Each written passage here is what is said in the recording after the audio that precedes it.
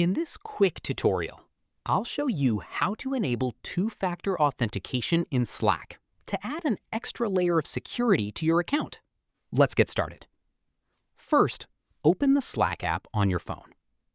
Tap your profile picture in the top right corner. Next, tap Preferences. Inside Preferences, tap Account. Under Account Settings, select Two-Factor Authentication.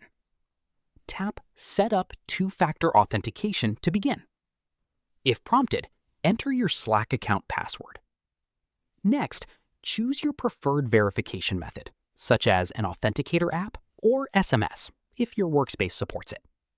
Follow the on-screen instructions and enter the verification code to complete the setup. Once enabled, Slack will ask for a verification code whenever you sign in on a new device, helping keep your account secure. That's it.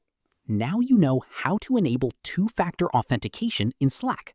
If this video helped, like, subscribe, and thanks for watching.